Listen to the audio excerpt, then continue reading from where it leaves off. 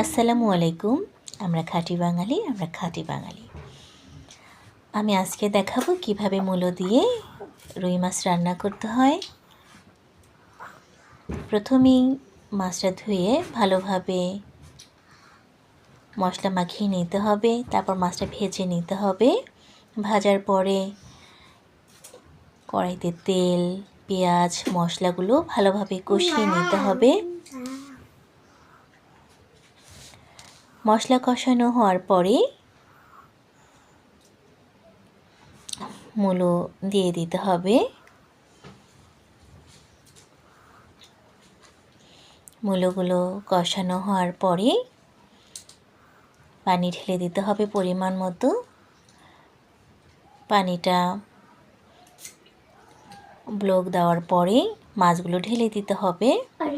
ঢেলে দেওয়ার পর আমাদের এলাকার ট্রেডিশনাল যে একটা মশলা আছে ছাকবাটা, সেটা দিয়ে দিতে হবে মজার জন্য। আশা করি মাছ রান্নাটি খুবই মজার হবে।